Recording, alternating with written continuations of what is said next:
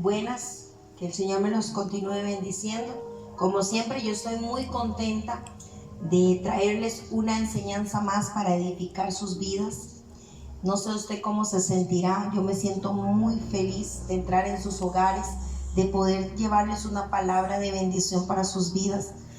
Acabamos de terminar un culto glorioso, un culto donde danzamos y adoramos al Señor, donde oramos por la familia y para la familia todo el tiempo.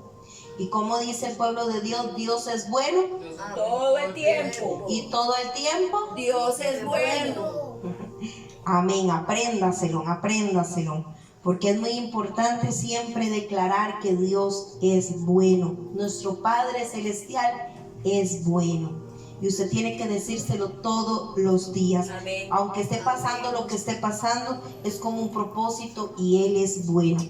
Sí, Señor. Y sin más preámbulo, yo estoy tan contenta que quiero empezar ya. A mí me precisa empezar ya, porque el tema que traigo hoy es muy fuerte, muy pesado y un poco largo, pero es necesario entenderlo.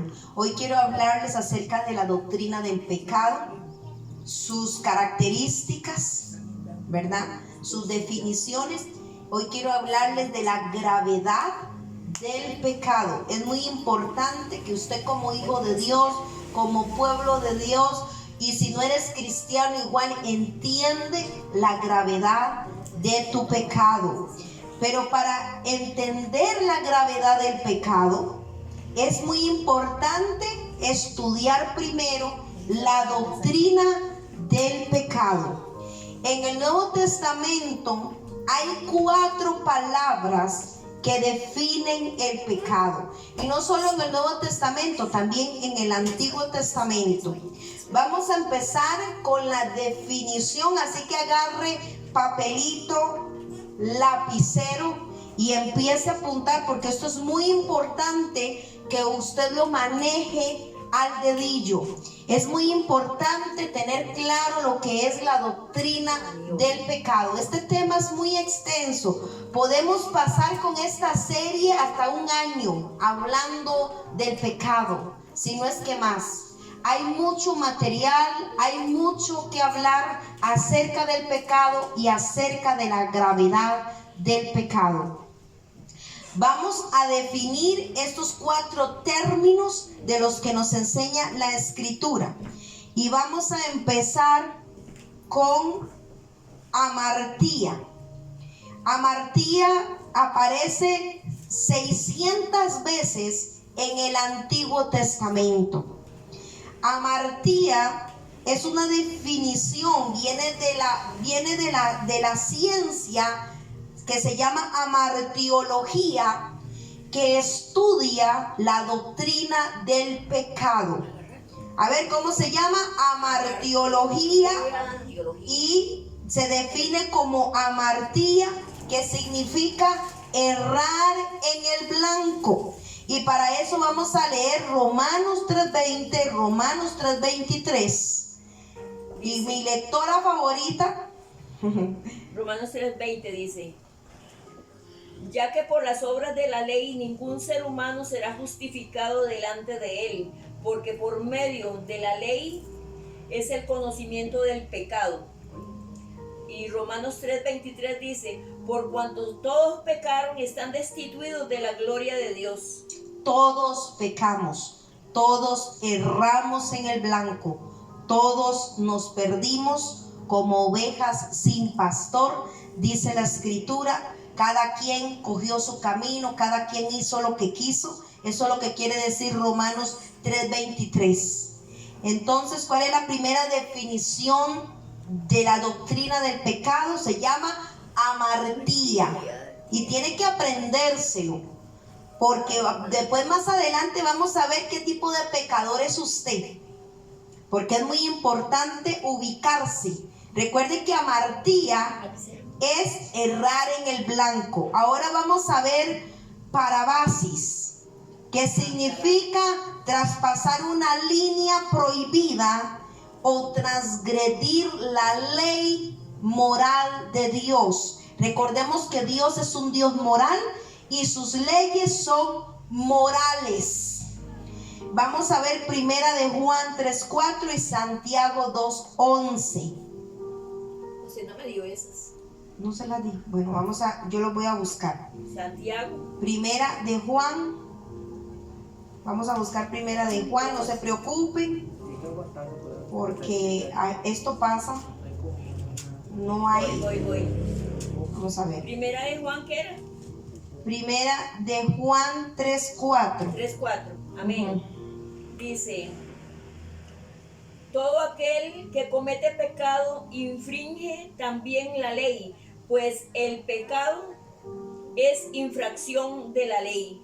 Ahí describimos al pecado de parabasis, ¿verdad? Transgresión de la ley. Ahora vamos a ver Santiago 2:11. Santiago 2:11 dice: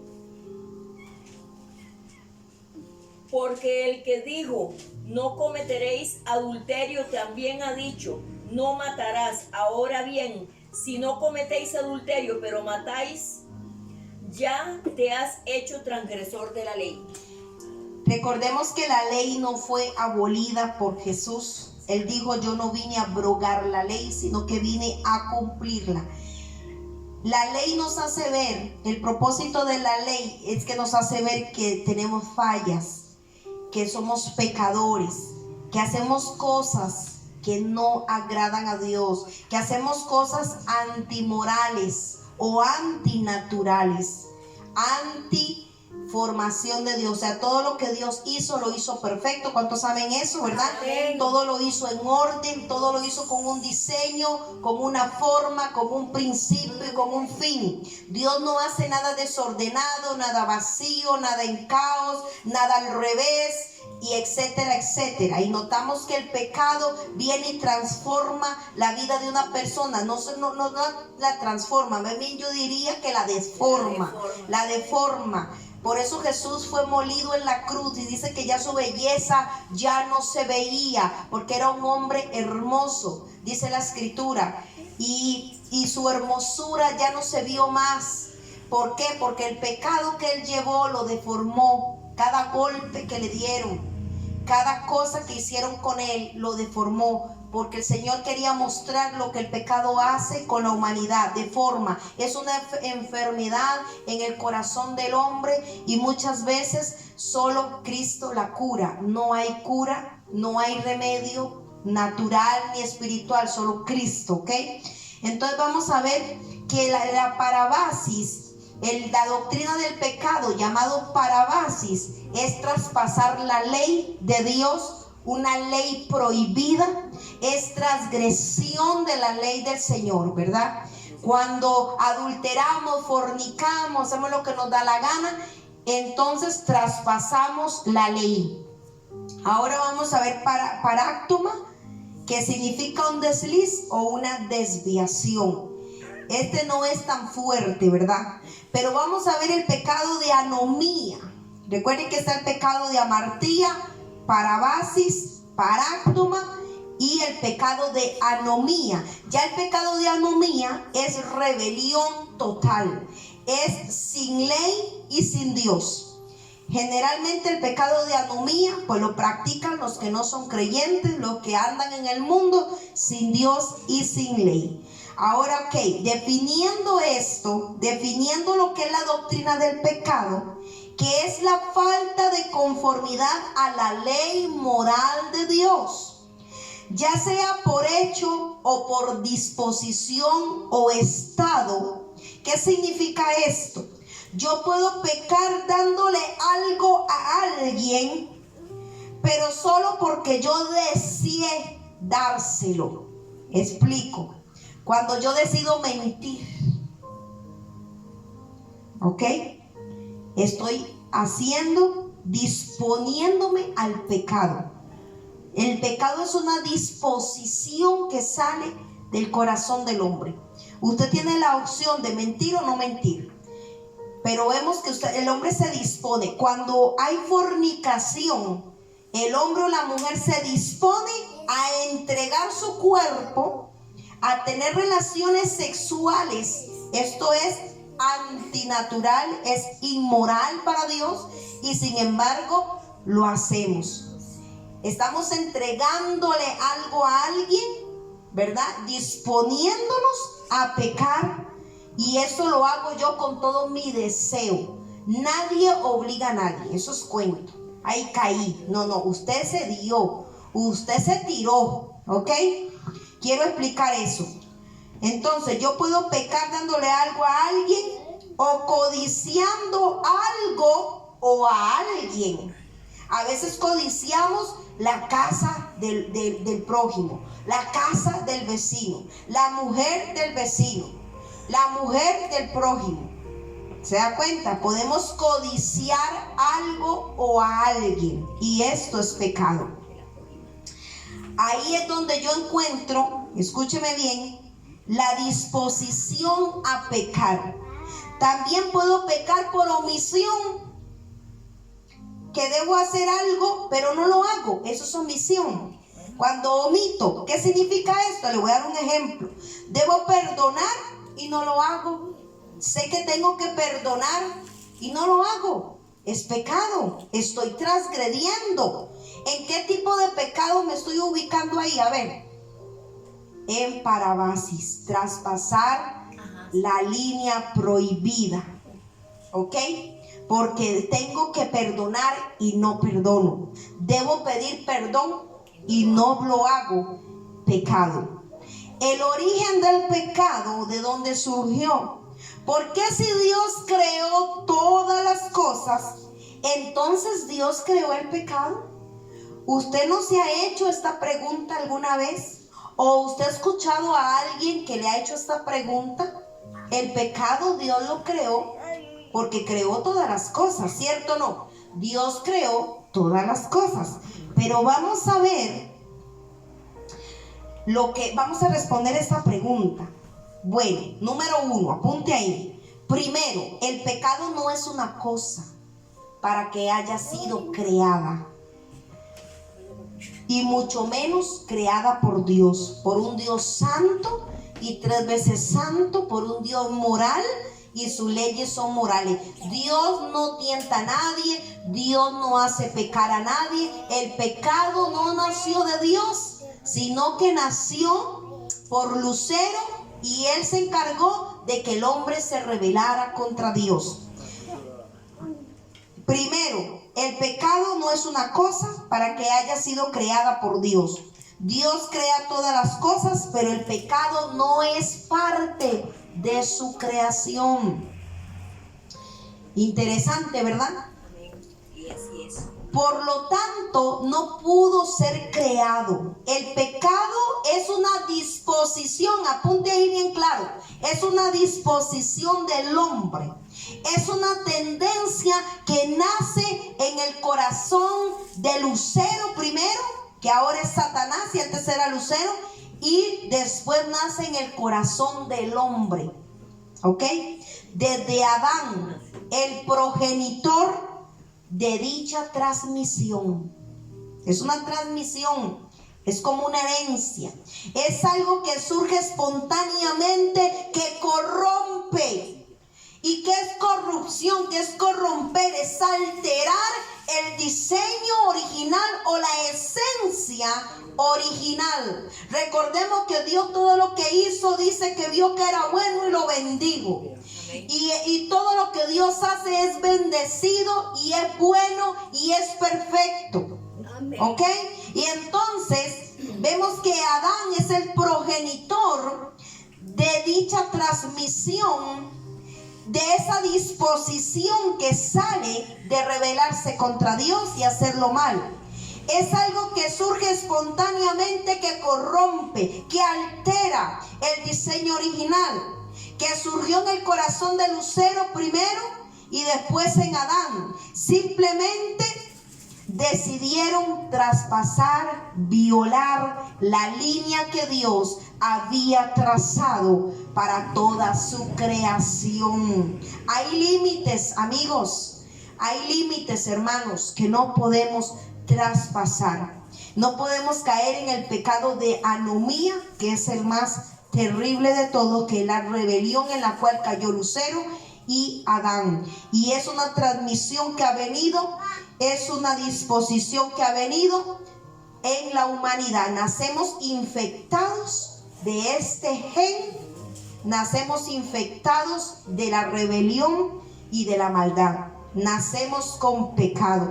Por eso el rey David dijo: en pecado fui, en pecado me concibió mi madre.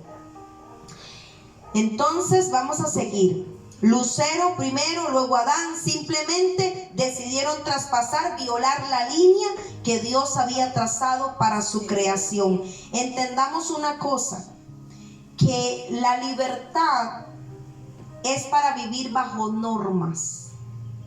Usted notará que la libertad de expresión, la libertad en un país que no tiene ejército como Costa Rica, vivimos bajo normas. Igual es la libertad en Cristo. Cristo nos liberó de la maldición, del pecado, del yugo, de lo que usted quiera, pero es para vivir bajo la ley moral de Dios, no bajo su propia ley. Entonces no es libertad, es libertinaje. El pecado viene de generación en generación y es espontáneo, florece, nace en el corazón del hombre desde que está en el vientre. No es una cosa para que se la adjudiquemos a Dios y que Dios es el que creó el pecado. No, el pecado es asunto del hombre. Nació en el corazón del hombre desde el momento en que desobedeció y traspasó la ley de Dios. Tenemos que recordar también que el pecado no es solo lo que yo hago. Escúcheme aquí, ojo aquí. No es solo lo que yo hago mal, sino también algo que yo soy, algo que me define. Por eso necesitamos llegar a Cristo para tener una nueva naturaleza, una nueva genética, un cambio, una vida nueva. Y esto es lo que Cristo nos ofrece, una vida diferente. Porque el pecado no es solo lo que hago mal, sino que esto es lo que yo soy. Por eso hay que nacer de nuevo y cambiar. Jesús quiere cambiar, Cristo quiere cambiar esa naturaleza pecaminosa, esa naturaleza errada, de hacerlo de nuevo. Por eso Segunda de Corintios 5:17, ¿qué dice? 5:17. Todo, no lo busque más. Que el que está en Cristo, que es una nueva criatura. Amén. Y las cosas que viejas pasaron. Y he aquí que son hechas nuevas. Sí. ¿Ok? Amén. Número 1. El pecado es universal. Y eso lo vemos en Romanos 3:23, que ya lo leímos, que dice que todos pecaron, todos son todos. El pecado es universal. La verdad es que tenemos más imagen del pecado que la forma o la imagen de Jesús o Yahshua HaMashiach, nuestro Salvador y autor y consumador de la fe. Lo único que yo tengo en común con Yahshua, con Jesús, es cuando Él pone su presencia, su espíritu dentro de mí. Y por esto la salvación es por gracia, porque lo que Él nos da es por gracia. No lo merecemos, pero Él nos lo dio. Amén. El pecado es algo tan terrible. Y apúntelo ahí, apúntelo en la pared donde usted lo vea, en el baño, apúntelo en los frontales, aquí en su frente, que el pecado es tan terrible que Dios lo abomina y lo detesta. Dios no resiste el pecado. Ese cuento de que Dios ama al pecador pero aborrece el pecado, eso lo dijo Gandhi. Eso usted no lo encuentra en la escritura. ¿Sabe qué hace Dios con el pecador? Lo aborrece. Porque Él ya dio la opción, Él envió a su Hijo, Él dio un camino, se abrió un acceso. Tengo opción, puedo escoger entre lo bueno y lo malo, no soy un títere, tengo voluntad, Dios me dio voluntad, Dios le dio voluntad a su creación de inclinarse a un lado o al otro. Así que no tienes justificación, tú hombre o tú mujer que me escuchas. El pecado es terrible, Dios lo abomina, lo detesta, no lo resiste. Por eso le dio la espalda a su Hijo. Si le dio la espalda a su Hijo, ¿cree que no le va a dar la espalda a usted?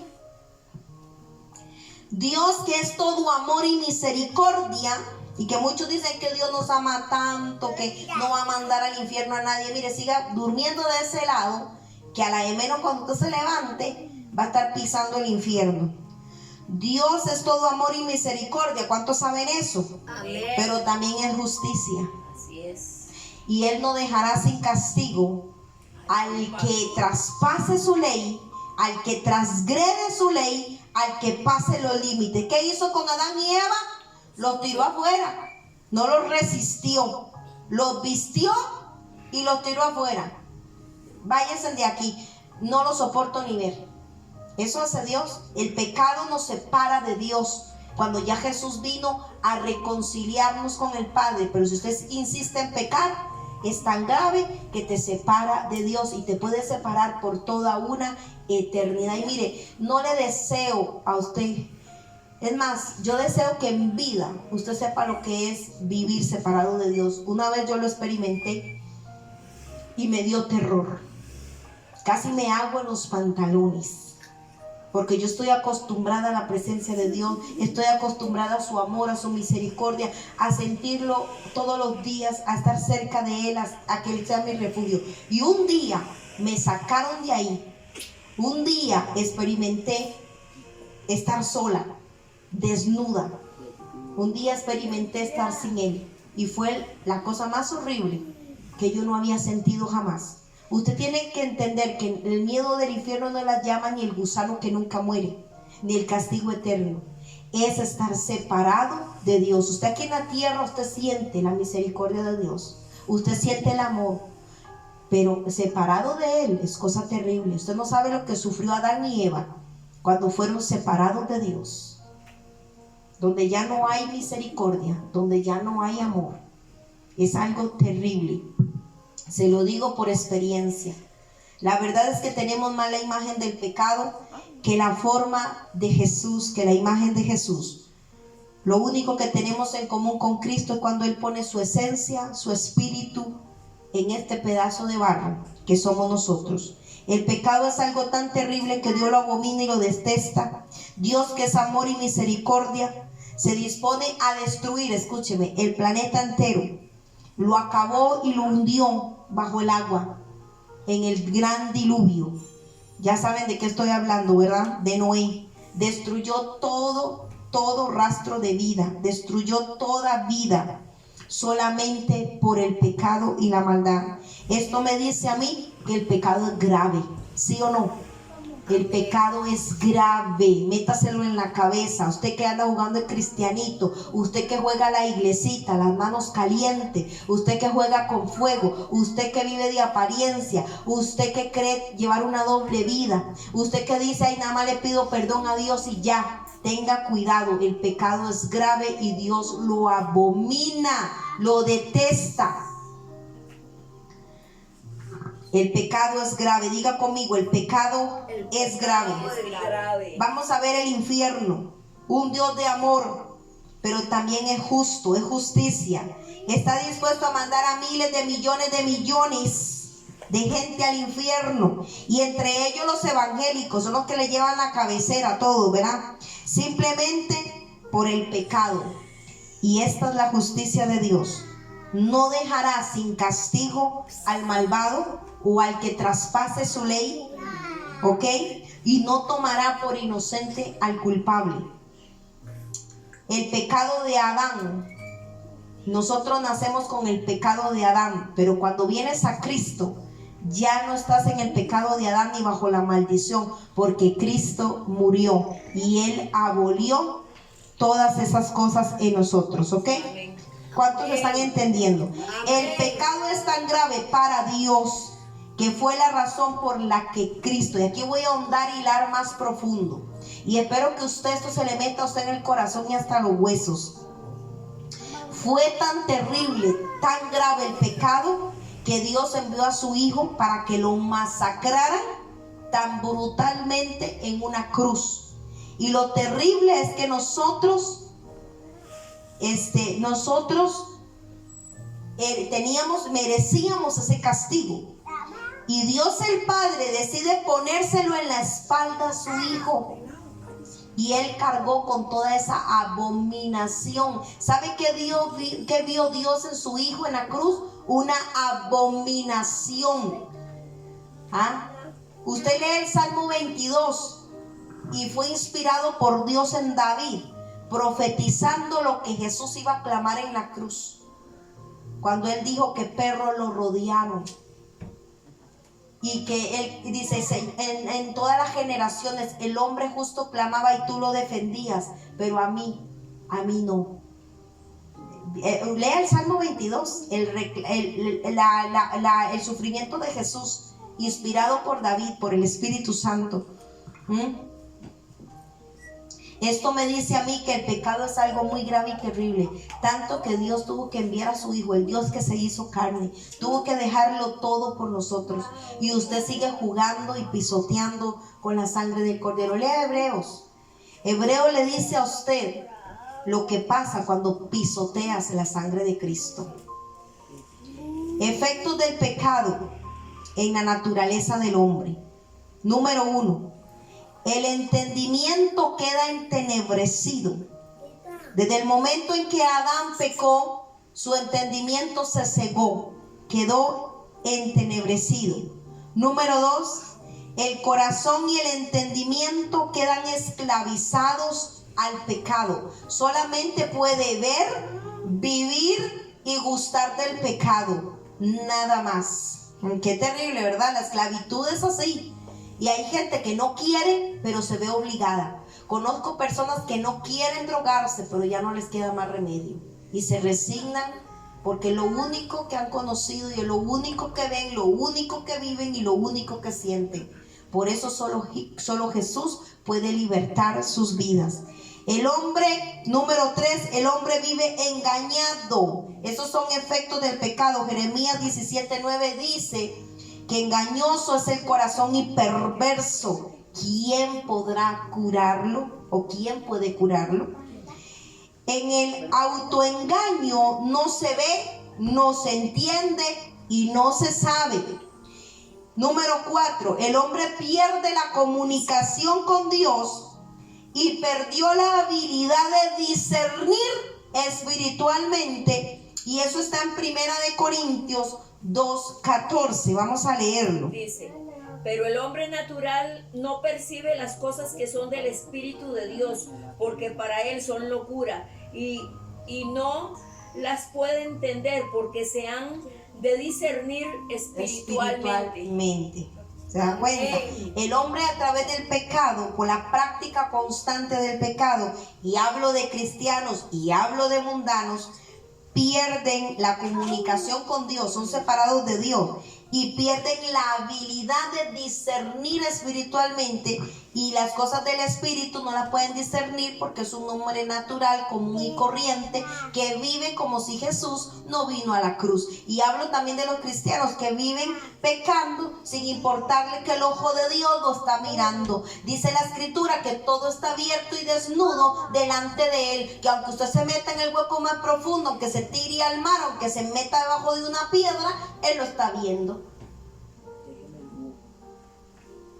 Qué terrible. Y pecan delante de Dios así deliberadamente. Cristianos y no cristianos, sin ninguna clase de respeto.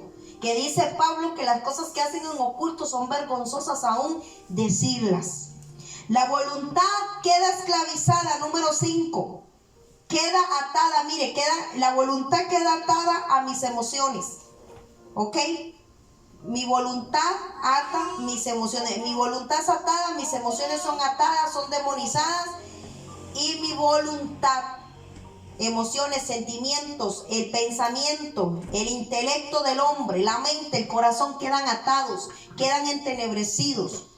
Por eso no entienden las cosas de Dios, por eso las aborrecen, por eso les causa repulsión. Conozco gente que escuchan cántico cristiano y se quieren vomitar. No lo soporto, quítelo. Escuchan una prédica, no la soporto. Ese hombre, esa vieja grita mucho, todo les molesta, porque están más endemoniados que otra cosa. Por eso el hombre natural no entiende las cosas del Espíritu. Usted necesita creer en Cristo, aceptar a Cristo, arrepentirse, permitir que el reino de Dios haga justicia en su vida. Y cuando usted hace eso, ya va a entender las cosas del Espíritu. Pero estamos viendo la iglesia que dice que nació de nuevo, dice que aceptó a Cristo, pero no entiende, porque si entendiera no lo hace. No se atreve a traspasar la ley de Dios, los límites que Dios puso, la ley moral de Él. Respetarían que Dios es un Dios que abomina el pecado. La voluntad queda esclavizada, punto número 5, queda atada al pecado irremediablemente. Vamos a leer lo que dice 2 de Timoteo 2:25 al 26. Y la de Corintios, la segunda no. Timoteo. 2 de Timoteo 2:25 al 26. Segunda de Timoteo 2:25 al 26. Dice que con mansedumbre corrija a los que se oponen, por si quizás Dios le conceda que se arrepientan para conocer la verdad y escapen del lazo del diablo en que están cautivos a voluntad de él. Están cautivos a voluntad de ¿quién? De él. Del diablo, ¿verdad? Ahí donde vemos que la voluntad, ¿qué dice la escritura? Ahí está en 2 de Timoteo, no lo estoy inventando. La voluntad quedó esclavizada. Lea bien cada texto y entienda. El hombre fue creado con voluntad propia. Diga conmigo, voluntad propia. Otra vez. Voluntad propia. Él vendió y comprometió su voluntad cuando pecó. Cuando el hombre peca, compromete y vende su voluntad. El pecado es asunto del hombre, no es de Dios. El pecado quien lo comete es el hombre, no Dios. Y Dios no hace que nadie peque. Más bien Él inventó un plan para salvar al hombre. Él inventó un plan con su hijo, tuvo que entregarlo en una cruz como sacrificio, tuvo que pasar cosas horribles, tuvo que ser torturado. Todo lo que le hicieron a él es de que nos lo hagan a nosotros, porque la paga del pecado es la muerte, es la maldición, es la enfermedad, es todo lo que se mueve en el mundo, y el mundo culpando a Dios. Ay, porque hay enfermedad si hay un Dios bueno, dicen los ateos. Es que el pecado, a través del pecado se introdujo la maldición, se introdujo la enfermedad, se introdujo la peste, se introdujeron las inmoralidades, se introdujo todo. Pero es Dios el culpable. Como si yo voy a ponérselo así, como si yo voy, violo y mato, van a culpar a otra persona que no lo hizo. Usted dirá, eso es injusto. Pues eso es lo que pasó. Culparon a Jesús de lo que usted y yo hicimos, y la humanidad, que es ignorante, culpa a Dios de todo lo que el hombre hace. El hombre viola y mata, y fue Dios. Ay, porque Dios no cuidó al chiquito, porque Dios no cuidó, no, porque no lo cuidó usted, que lo dejó ir a la pulpería solito. Un niño de 5 años en la calle. ¿Por qué usted no dobló rodilla y se humilló para que a su hijo no le aconteciera lo que le acontece? O a la generación, o a la mujer. ¿Por qué hay tanta violencia? ¿Por qué culpan a Dios si el hombre violenta a una mujer? ¿Por qué culpan a Dios gente insensata, ignorante? Porque Dios no es culpable de lo que hace el hombre. El hombre lo hace por su propia voluntad, porque le gusta hacer daño, porque le gusta hacer malo, porque se complace en la maldad. ¿O no ha visto usted que un hombre que tortura a una mujer siente placer al torturarla? Siente placer, es un sádico, un psicópata. Y su problema está en él, no en Dios. Dios nos dio libre albedrío, nos dio una voluntad propia, donde usted es capaz de decidir hacer lo bueno o hacer lo malo. Usted decidirá si miente, usted decidirá si viola, usted decidirá si mata, si le da rienda suelta a ese instinto animal, que Dios quiere cambiar esa naturaleza de perro, de cerdo, esa naturaleza de animal diabólica, la quiere cambiar por el ser que verdaderamente somos, que Dios nos creó desde el principio, no como animales para estar dejándonos llevar por el instinto. ¿Cuántos están aquí? Amén. Hay un lema satánico que está en la Biblia satánica, y no le digo que la lea porque es basura, pero yo sigo a un hombre que la ha leído, es un hombre muy estudioso, él es cristiano, y él dice, él no recomienda, pero yo compartí ese video con varios de la iglesia, donde se habla de que el hombre tiene que dejarse llevar por su naturaleza animal. Si quiere morder, muerde. Si quiere patear, patea. Si quiere pegar, pega. Si quiere maldecir, maldice. Si quiere violar, viola. Porque dice que esa es la felicidad del hombre, satisfacer sus deseos animales. Así lo dice. Va en contra de la escritura. Este libro satánico sabemos que va en contra del diseño de Dios, pero vemos gente dándole rienda suelta. Ay, es que forniqué porque usted le dio, usted alimentó ese pecado, usted le dio rienda suelta. Porque una vez una persona me dijo, ¿usted sabe lo que es luchar contra la homosexualidad? Que yo no quiero ser así. Y yo le dije, hablemos de pecado. Usted es así y a mí me pasan otras cosas. Usted lucha contra eso y yo estoy luchando contra otras cosas que son iguales, pero yo no le doy rienda suelta a lo que quiero hacer, sino a lo que debo hacer en Cristo. Y hablando con un cristiano que estaba luchando contra esto, y yo le dije, su deber es luchar contra esa naturaleza diabólica caída hasta que se vaya. Hasta que Cristo se le meta adentro. Usted tiene que orar y doblar rodilla y humillarse hasta que Cristo se le meta adentro, hasta que se revele la gloria de Dios en tu vida. Esto no es de una oracioncita, acepto a Cristo y ya, como hacen los evangélicos. No, Señor, esto es de darle y darle hasta que se cumpla. Y yo le dije, tú luchas con eso y yo lucho con otras cosas. ¿Usted cree que a mí no me han dado ganas de adulterar? ¿O que no me han salido hombres en la calle? Pero yo sé quién soy en Cristo y lo que valgo, su sangre. Y no merece que yo la pisotee de esa manera. Ni siquiera lo hago por mi esposo. Usted sabía que hay personas que no pecan porque no tienen la oportunidad. Pero apenas tengan la oportunidad, mire, lo hacen deliberadamente. Es terrible esto. Usted no le puede dar rienda suelta. Entonces tengo ganas de matar, voy y mato. Tengo de violar, violo. Eso lo hace el satanista. Eso lo hace el que cree en esta Biblia satánica. Y esos lemas andan por ahí. Dele rienda suelta. Usted quiere drogarse, dróguese. Usted quiere mentir, mienta. No, estamos para luchar, para ponerle un límite a la carne, para ponerle un límite a las emociones, a la voluntad. Porque no puedo traspasar la ley de Dios. ¿Ok? El hombre fue creado con voluntad propia. Él vendió y comprometió su voluntad en el momento en que peca.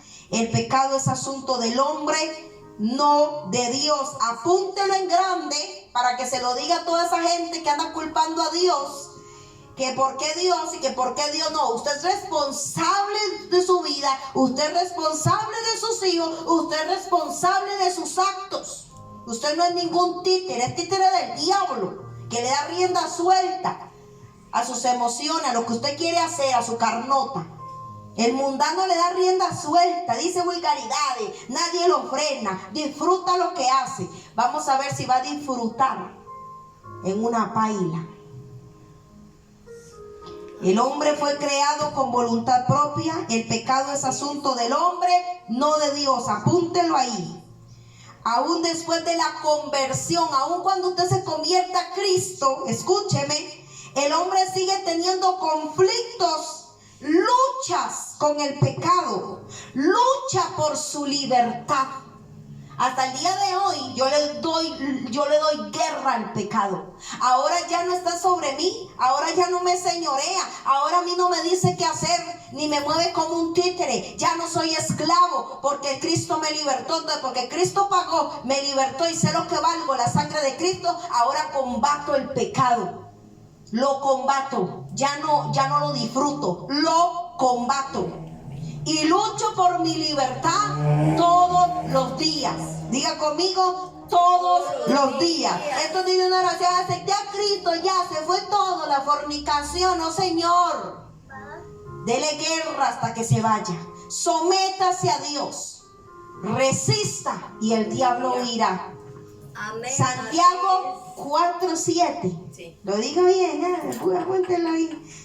Porque a mí eso se me cruzan los cables.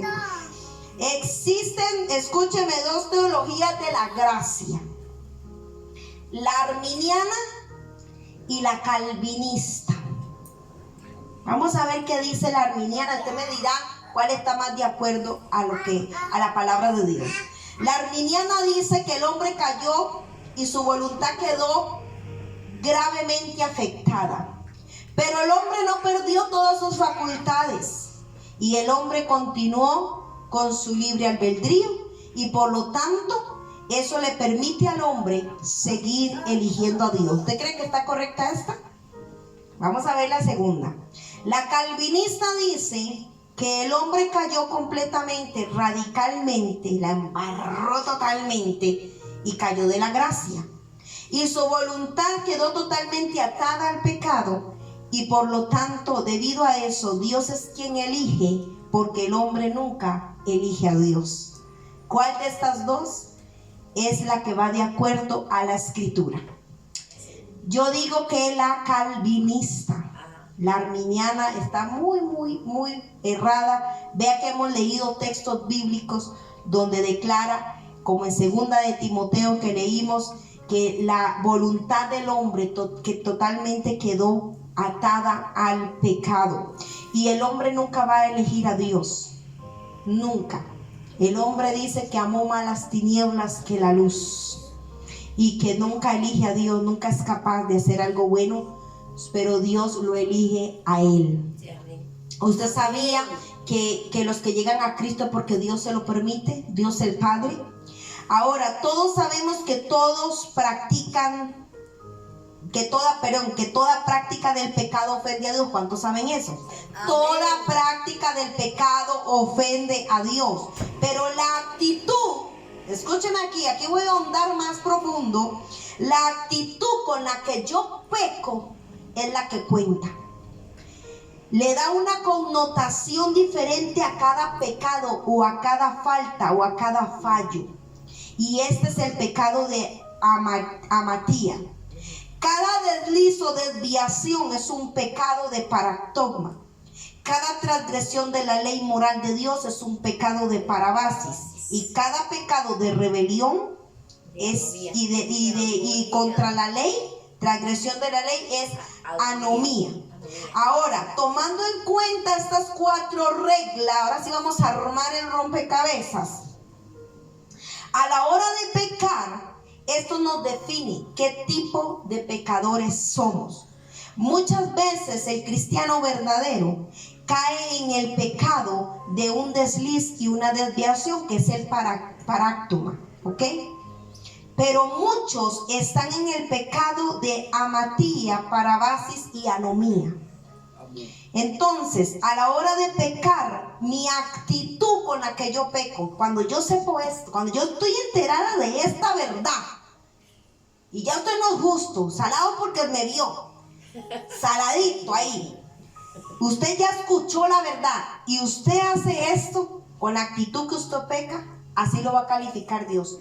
Y ya va a ser anomía, es algo grave ya. La anomía es grave, ¿ok?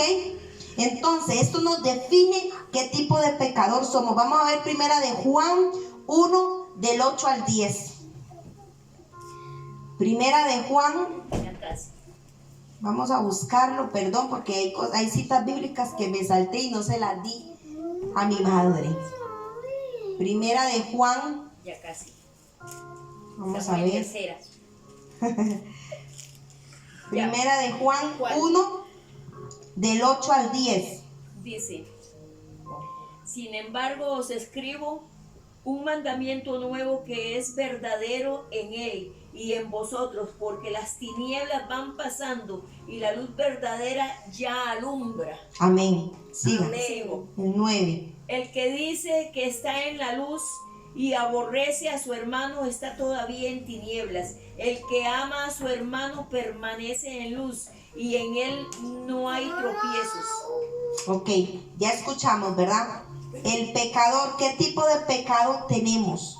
Usted tiene que fijarse bien para que no caiga en los demás pecados, porque el normalito ahí para un creyente será el que dije, el paráctoma, que es un desliz, una desviación.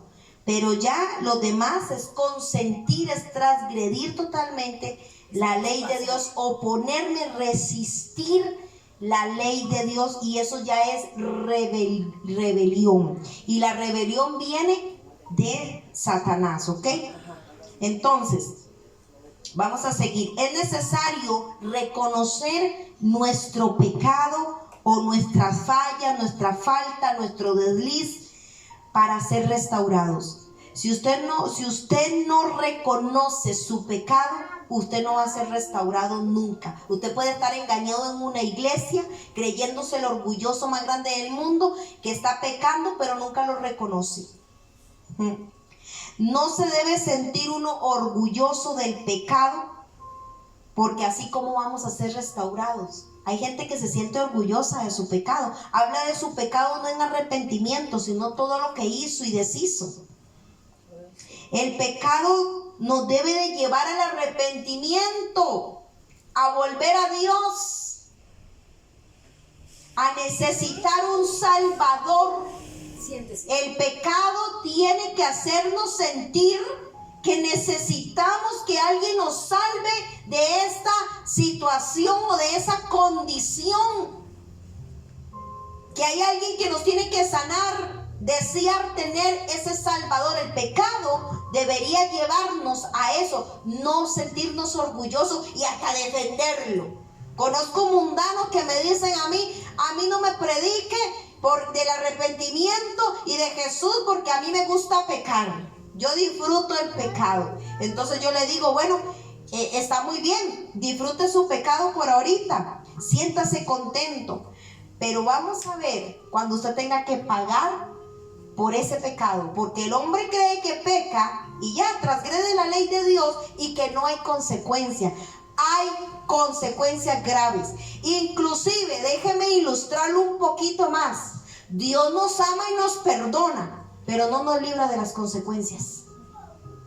Y muchos van a tener que cargar con las consecuencias de su pecado, aún arrepentidos y aún en Cristo convertidos. ¿Se da cuenta? La gravedad del asunto. Dios me ama y me perdona si yo me arrepiento, pero las consecuencias voy a tener que cargar con ellas. Amén. Así es. Eso nadie se lo dice a usted, ¿verdad? Nada más arrepienta, se haga una oracioncita y ya, chalala, ya se terminó todo. No, señor. Es una lucha diaria, una guerra diaria, donde yo tengo que establecer el reino de Dios en mi casa, en mi vida, en mi familia. Y créame que no es fácil, pero no es imposible, ¿ok? Entonces, Dios nos ama y nos perdona, pero las consecuencias, hay gente que, mire, ha adulterado. Le voy a poner un ejemplo. Me ha tocado que en consejería, matrimonios que se han dado la vuelta, ¿verdad? Que han caído en adulterio. Esto ya es pecado de anomía, ya traspasaron totalmente todo, se llevaron en banda todo, ya traspasaron todo. Y el hombre quiere que la mujer lo perdone. Así de la noche a la mañana, que me perdone y ya. Y la mujer herida. No sabe que es un proceso duro y que a veces no se logra. Y que él va a tener que vivir con las consecuencias, que se arrepiente y llegue a Cristo y todo lo que quiera parece de cejas. Que las consecuencias en su familia le va a tocar que tragárselas. Va a tocarle que llorarlas. Va a tocar que hacer muchas cosas, porque no es solo pido perdón y perdonen y ya. Y más si es cristiana, la obligan a perdonar. Usted me tiene que perdonar porque usted es cristiana. Así de los descarados. Yo he visto descarados así. Y yo le digo, no, señor, es un proceso del cual ahora usted, aunque llegue a Cristo y aunque usted se arrepienta, tienes que resarcir el daño y vas a tener que cargar con la amargura de tu mujer, vas a tener que cargar con los reproches de ella, vas a tener que cargar con la desconfianza de ella y de las heridas de tus hijos. Dios nos ama y nos perdona, pero no nos libra de las consecuencias. Y el que peca deliberadamente y pisotea la sangre de Cristo después de saber la verdad, lo que le queda es una expectación de fuego, dice la Escritura. Y no hay más sacrificio. Por eso tenga cuidado usted que juega el cristianito. Sepa dónde se está metiendo. Porque seguir a Cristo no es un juego. No es algo que me pongo y me quito cuando me da la gana. Jesucristo no es un traje que hoy me lo pongo para que me vean en la iglesia y en la casa me lo quito y soy un demonio. No, Señor. Tengamos cuidado porque estamos cayendo en pecado de anomía. ¿Ok? Y hay consecuencias graves, graves. Ya le puse un ejemplo, ahí súmese usted lo que usted haga. No se debe de sentir orgulloso del pecado, porque así como vamos a ser restaurados. El pecado nos debe de llevar al arrepentimiento, a necesitar un salvador, un sanador, alguien que cambie nuestra naturaleza, alguien que me saque de esta condición de esclavitud. Si hay orgullo al pecar o del pecado, es igual que el satanismo. El pecador que se complace en su pecado es anomía. Y difícilmente, ojo lo que le voy a decir aquí, difícilmente es restaurado. Difícilmente. Vamos a seguir. La gravedad del pecado. Vamos a ir a Mateo 5, 27 al 30. Y este se los voy a leer yo. Y aquí ya vamos a caer, vamos a aterrizar por decirlo así, en el desarrollo central de esta enseñanza. Ya les di las características, la doctrina. Ahora vamos a entrar en un poquito de materia. Y vamos a ir a Mateo 5, 27 al 30. Oíste que fue dicho, dice Jesús, no cometerás adulterio. Pero yo digo que cualquiera que mira a una mujer para codiciarla, ya adulteró con ella en su corazón. Y quiero que subrayen la palabra codiciar. Por lo tanto, si tu ojo derecho te es ocasión de caer, sácalo y échalo de ti. Pues mejor es que se pierda uno de tus miembros y no todo tu cuerpo sea echado al infierno. Y si tu mano te es ocasión de caer, córtala y échala de ti. Pues mejor es que pierdas uno de tus miembros y no todo tu cuerpo sea echado al infierno. El Señor dice, oíste que fue dicho que el adulterio era una acción. Es cuando un hombre y una mujer se acuestan, esa era la ley. Algo que usted hacía exteriormente, una conducta errada. Pero vemos que Él dice que ya cuando hay un deseo en el corazón, una codicia de hacerlo, primero llega la codicia y después lo hacemos. Entonces viene Jesús a mostrar que el problema no es en la acción, sino en la codicia de nuestro corazón. Si nuestro corazón no codiciara hacer lo malo, no hubieran conductas erradas. Pero el problema es cuando nuestro corazón codicia lo que no debemos hacer. Codiciamos la mujer, codiciamos al hombre, codiciamos la casa de otro, el carro de otro, el bienestar del otro. Codiciamos y amamos este tipo de conductas. El problema, por eso le dije, subrayen la codicia. El problema de la codicia es que me lleva a la glotonería. Y la glotonería es uno de los pecados capitales. ¿Ok? Es uno de los pecados que están en el Éxodo. La glotonería no tiene que ver con que usted se tape de comida. La gente todo lo entiende mal. La glotonería tiene que ver con los excesos del alma, con los excesos del hombre, con los apetitos del hombre. La glotonería va con el apetito. Cuando el apetito al sexo, el apetito a hacer lo malo, el apetito y la tendencia que quieren satisfacer. El glotón quiere satisfacer sus, ¿cómo se llama? Sus apetitos. Es esa necesidad, esa tendencia de pecar. Si no peco, no estoy tranquilo. Si no estoy fornicando, adulterando, haciendo cochinada, no estoy satisfecho. Eso tiene que ver con la glotonería y el apetito anormal, un apetito desmedido. Los excesos del alma son peligrosos. Mucho exceso de todo es malo.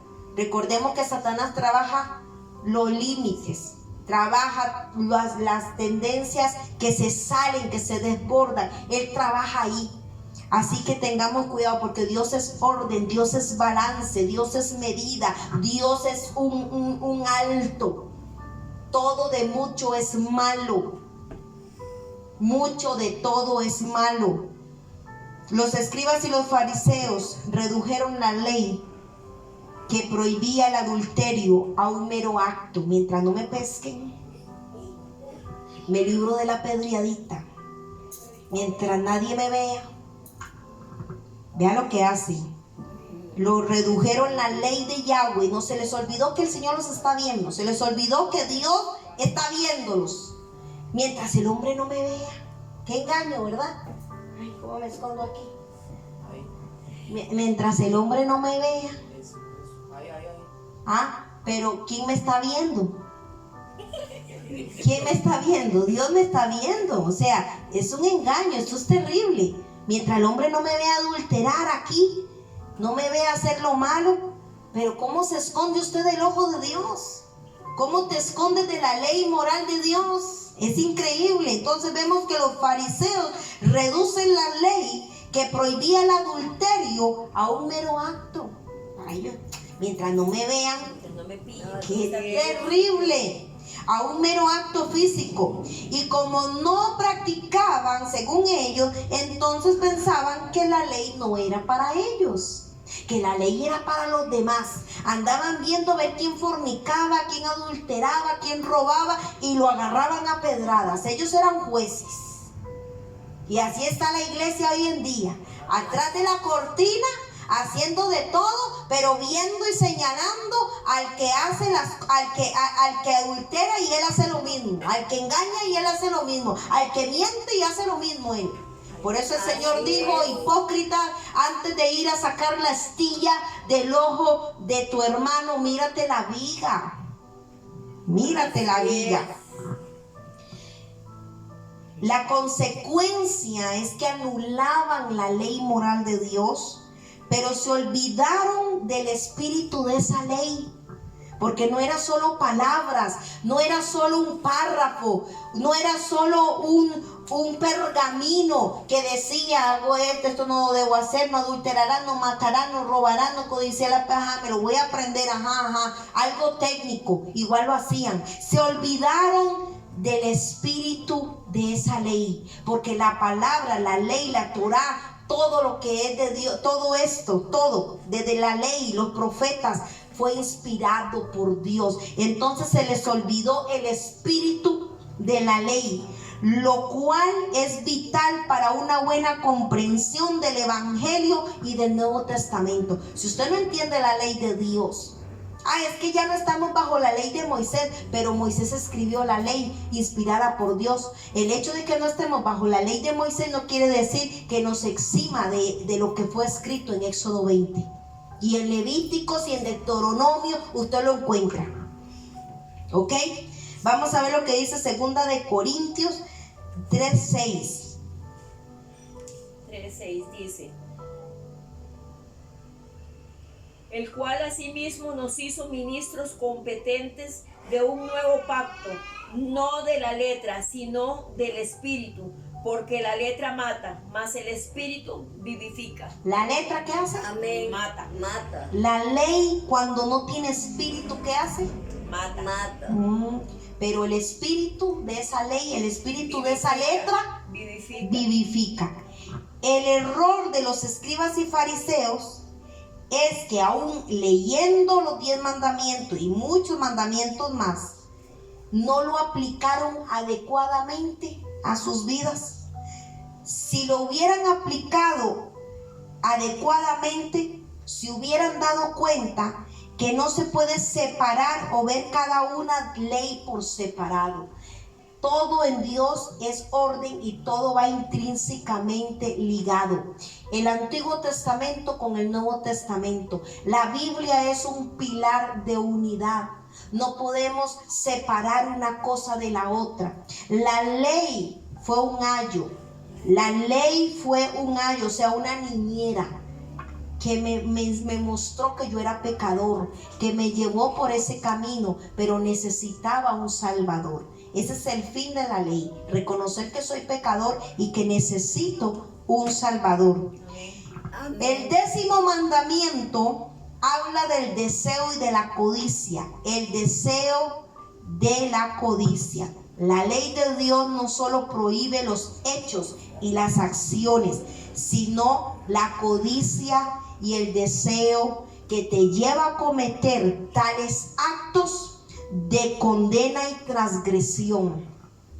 Apúntelo ahí. No debemos caer en conceptos mecánicos de cómo agradar a Dios, como lo hicieron los fariseos y los escribas. No debemos caer en ese concepto mecánico o mecanismo de obediencia. Por esto no entienden la salvación de Cristo. Nunca han visto que es una cuestión del corazón. ¿De qué gano yo ir a la iglesia y verme bonito por fuera y chuparle las medias al pastor y todo lo que usted quiera, si mi corazón está podrido? Si mi lengua es más larga que el pelo que tengo, que la trenza que ando. ¿De qué sirve que usted hoy se sienta en una iglesia a cantar a Dios ahí si su corazón está podrido? Que era lo que pasaba con los escribas y los fariseos. La ley de Dios es moral y yo tengo que cumplirla. Si yo cumplo una y la otra no, ya transgredí toda la ley, y eso lo vimos. Ahora les voy a dar una revelación. ¿Cómo hago yo para cumplir toda la ley? Porque hay montones y ya se lo vamos a ver más adelante, pero le voy a dar una revelación. Cuando tú amas a tu prójimo, ama a Dios con todo lo que tienes y ama a tu prójimo, y cumplirás toda la ley y todos los profetas, porque el Señor redujo la ley y los profetas a 2. Que nunca se te olvide. Cumple eso y cumplirás la ley y estarás tranquilo con el Señor, ¿ok? Amén. Entonces, no entendemos la salvación de Cristo porque es una cuestión del corazón. Con buenas obras, escúcheme, no podemos. Con buenas intenciones no lo logramos. Autojustificarnos a nosotros mismos delante de los ojos de Dios. El Señor por eso exhorta a la gravedad del pecado y su contaminación. Y eso lo vamos a leer en Lucas 16:15. Ay, madre, perdón, pero se me pasó un montón de textos. Lucas 16:15, por aquí anda. Ya casi. Bueno, dígame si no, Ya. lo leo yo. Ya, 16:15. Dice, entonces le dijo, vosotros sois los que os justificáis a vosotros mismos delante de los hombres, mas Dios conoce vuestros corazones, porque lo que los hombres tienen por sublime delante de Dios es abominación. Abominación. ¡Qué tremendo! Ahí está, léalo, Lucas 16:15. El único propósito de la ley, escúcheme, es exponer la gravedad del pecado. Si mal interpretamos la ley, la anulamos, como hacían los fariseos y los escribas. Se olvidaron del espíritu, solo vieron la letra y se olvidaron del que inspiró eso. Tengamos cuidado. Si interpretamos mal la ley, la anulamos. Debemos entender cómo es el pecado y la realidad del pecado. El pecado es el tema central, escúcheme, de toda la escritura, desde Génesis hasta Apocalipsis. Cómo el pecado degenera al hombre, cómo el pecado lo aparta de Dios, cómo por el pecado fue destruida la tierra, separado el hombre y Dios separado totalmente de su creación. Cómo por el pecado Jesús vino a morir, cómo por el pecado va a ser la tierra pasada por fuego, ¿sabía? Muchos condenados por el pecado. El pecado es el tema central de la Escritura. Debemos entender y estudiar con urgencia la doctrina bíblica y sana del pecado. ¿Ok? La mayoría de los fracasos en la iglesia, y levante la mano, diga bingo, la mayoría de los fracasos en la iglesia se debe a no haber entendido bien la doctrina del pecado. La mayor parte de nuestros problemas tienen estas raíces. Muchos podan la rama, lo que se ve, ¿verdad? Pero la raíz de todos los males, nadie toca la raíz. El pastor poda por encima lo que ve malo, lo que ve dañado, pero nunca se va a la raíz. Y la raíz de todos los males es entender y predicar la gravedad del pecado y la doctrina del pecado. Hay que entenderla. Si no entendemos bien la doctrina del pecado, no entenderemos nunca el camino de la salvación. En el Nuevo Testamento, la doctrina del pecado se centra en la crucifixión de nuestro Señor, la muerte en la cruz. No basta decirle a los hombres lo que han de hacer. Porque los evangélicos, por encima que usted tiene que vestir así, usted tiene que hablar así, usted tiene que comportarse así, venga con corbata, venga con pantalón, venga aquí, venga allá. Las mujeres todas mustias ahí con la cara lavada y las enaguas largas arrastrándose, como si eso es lo que el Señor pidió. ¿De qué me sirve a mí eso? Una apariencia cuando mi problema está en mi corazón. Así es. No basta decirle al hombre lo que ha de hacer. Desde que se le fue dada a Moisés la ley y nadie la había cumplido, no había quien cumpliera la ley. Si hacían esto, les faltaba aquello. Si podían encajar acá, les faltaba allá. Si surcían aquí, se les abría allá. Qué tremendo, pero Jesús vino y cumplió toda la ley. Y haga usted lo que Jesús hizo y lo que dijo para que cumplas la ley. Para que no transgredas la ley de Dios. Vamos a ver que nadie había cumplido esto. Romanos 3:10 al 12. Tranquila, hermana. Romanos 3:10 al 12. Téngame en paciencia porque... Romanos 3:10 dice: como está escrito, no hay justo ni aún uno. No hay quien entienda, no hay quien busque a Dios. Todos se desviaron a una, se hicieron inútiles. No hay quien haga lo bueno, no hay ni siquiera uno. Se da cuenta que la teoría de la gracia de ¿quién era? De Calvini, ustedes. La calvinista es la que está más acertada, que les dije, ¿verdad? Por aquí está. Téngame paciencia, sí, la calvinista es la que está de acuerdo a la palabra en Romanos 3:10 al 12. No hay quien haga nada, no hay quien haga lo bueno, no hay quien busque a Dios, no hay quien, nadie se da cuenta. Nadie puede cumplir la ley, nadie puede sujetarse a ella, pero a través de la gracia sí se puede. Cuando cumplimos los 2 mandamientos, la ley no fuera necesaria si no fuera por el pecado. La ley te hace evidente el pecado. La ley te dice que por ese pecado vas a tener consecuencias. ¿Qué pasa cuando yo me salto un semáforo en rojo?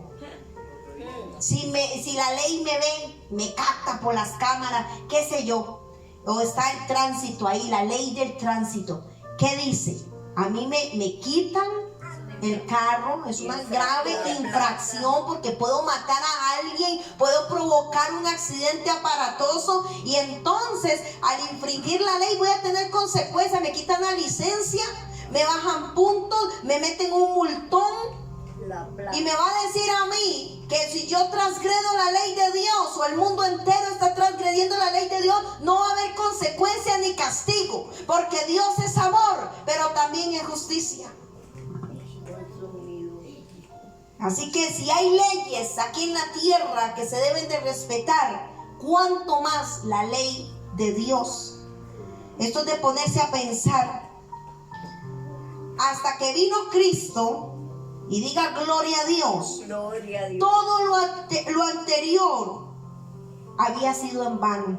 El hombre se esforzaba en vano en cumplir aquí y se le salía allá, tapaba aquí y se le destapaba allá. Todo lo que hacía era en vano a pesar de sus esfuerzos. Y para terminar con el pecado tenía que venir el Hijo de Dios, el intermediario, el único mediador. Primera de Timoteo 2:5. El único mediador entre Dios y los hombres, Jesucristo hombre. Espérese, hermana. Primera de Timoteo 2:5. Amén. A ver, ¿por dónde lo encuentro? Aquí está. Porque hay un solo Dios y un solo mediador entre Dios y los hombres, Jesucristo, hombre. Me gusta darle los textos bíblicos para que después no digan que yo ando hablando cosas que no son. Yo soy muy escritural y me gusta sacarlo de la Biblia para que usted lo vea y mostrárselo. Si al hombre no se le da una nueva naturaleza y un nacimiento nuevo, el hombre no puede salvarse. Solo la muerte de Cristo nos salva y nos reconcilia con Dios, y debemos entender bien esto, ¿verdad?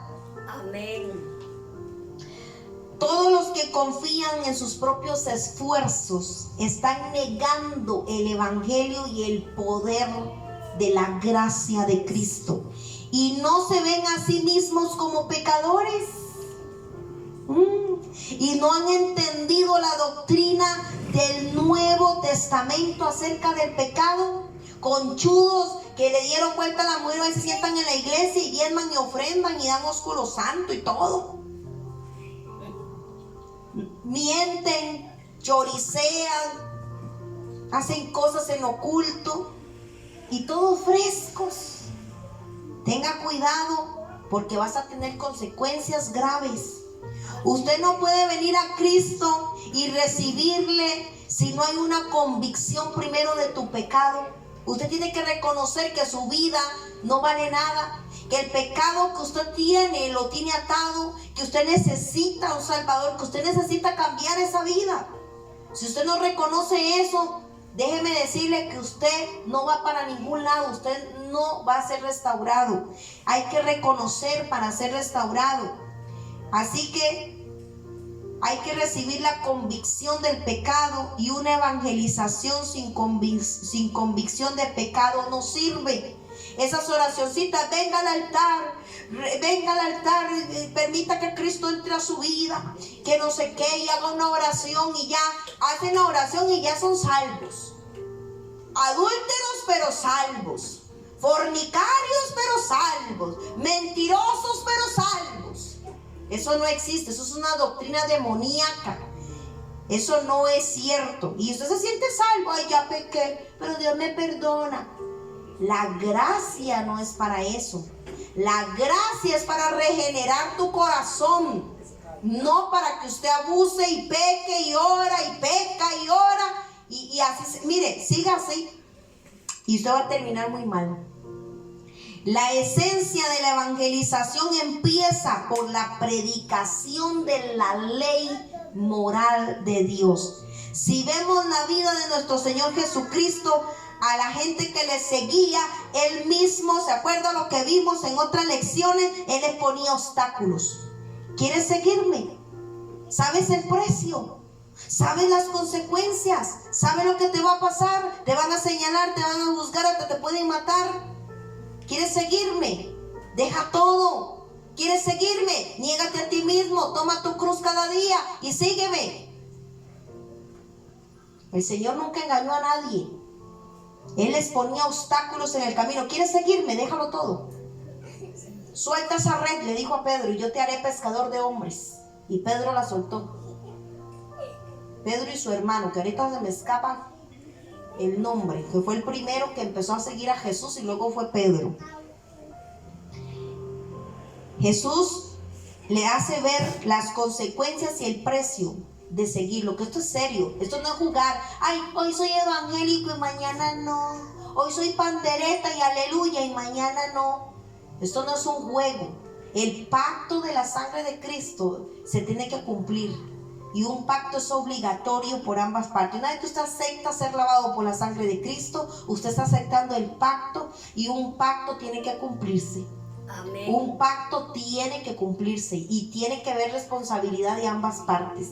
Si uno no cumple el pacto, tiene graves consecuencias, y la gravedad del pecado, la paga del pecado es la muerte. Entonces el Señor les decía: ¿habéis considerado el precio? ¿Os dais cuenta de a dónde puede llevarlos el hacerlo? ¿Sabéis que es negaros a vosotros mismos? La naturaleza del pecado te lleva a la condenación. Por eso debemos aprender a confrontarnos a la santidad y a la justicia de Dios. Vamos a ver lo que dice el Romanos 2:6. Calma, bebé. Hey, take it easy. Romanos 2:6 dice: el cual pagará a cada uno conforme a sus obras. ¿Qué dice? ¿Que Dios va a pagar a quién? Al que dice que Dios es amor. Si Él ama al mundo, pero Él puso su ley, Él puso límites, y el que los traspase de ahí pagará a cada uno según sus obras. Solo al hombre que se le hace ver su culpabilidad se refugiará en Cristo, busca la redención, la liberación. Solo Él nos libra de la maldición de la ley. Eso está en Gálatas 3:13, 14, 15 en adelante. Y en el arrepentimiento. Estas son dos cosas. Hay que buscar la redención, la liberación a través del arrepentimiento. Vamos a ver lo que dice Hechos 20:21. Hechos 20:21. Ya vamos a terminar. Ya casi. No se me aburra, no se me duerma. Que se duerme porque no ha nacido el nana. ¿20 qué? Hechos 20:21. 20:21 dice: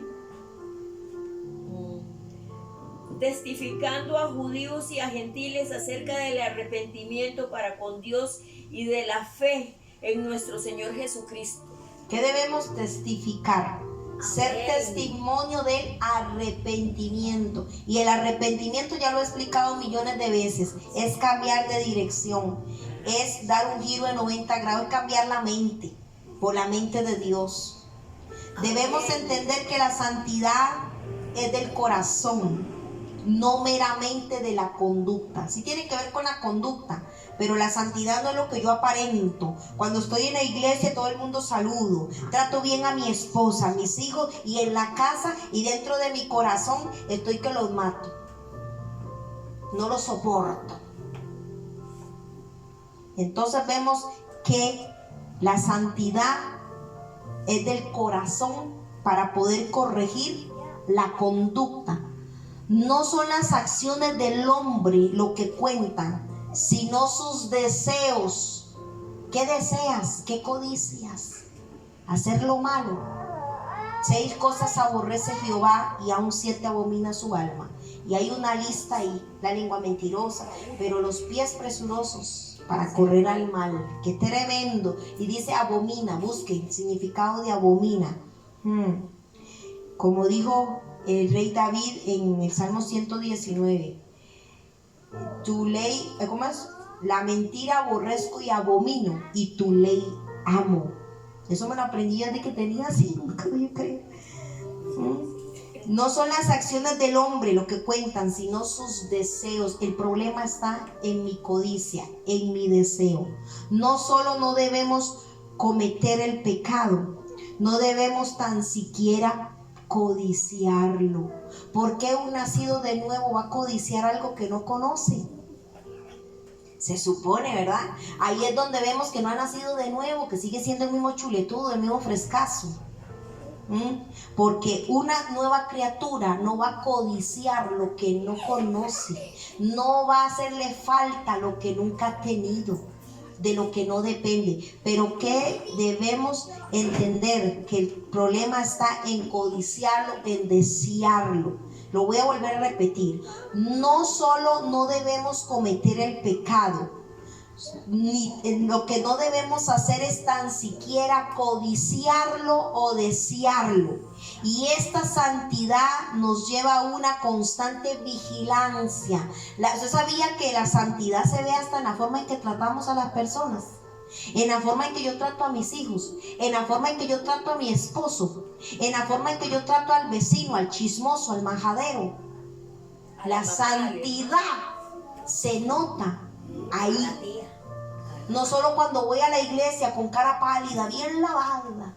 Me la lavo con agua fría para que me vean bien lavada.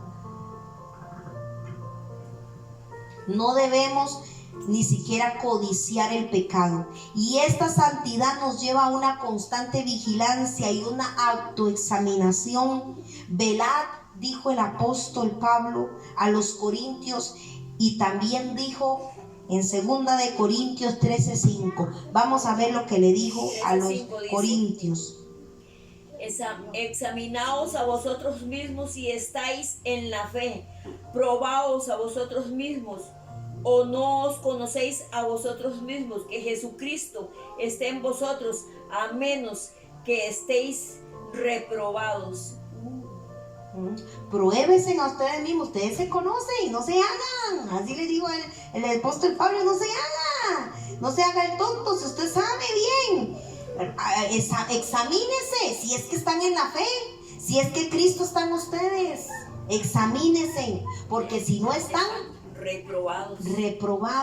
¿Qué palabra más dura? Reprobados. No sirven, son burros. Suena feo, pero es la verdad. Cuando a usted lo reprueban de un examen, ¿qué cara le ponen? De burro. Dice: no, hombre, este no sirve para el estudio, todo se lo saca malo, no aprende. Pues por eso es reprobado, sacado totalmente. No sirve. Escudriñad vuestros corazones y ved si hay alguna maldad. Esta es la santidad del Nuevo Testamento. La santidad superficial solo presenta términos de acción. Mientras no me vean, como les expliqué atrás de la cortina, parecen vampiros, Mientras no me vean, voy a simular que vivo en santidad, que todo soy correcto, que soy un hombre correcto. Los fariseos y los escribas eran reconocidos por hombres muy rectos, pero de rectos no tenían nada.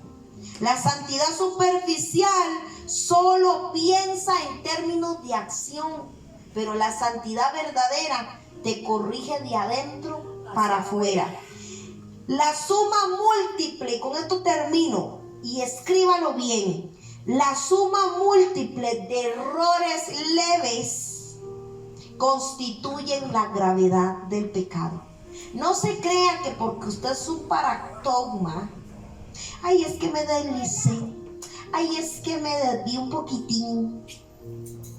La suma múltiple de eso te va a llevar a la anomía, te va a llevar a la gravedad total del pecado. El pecado se define como una fuente, escuche, de acción o elemento que se genera adentro del corazón del hombre y genera acciones y conductas negativas.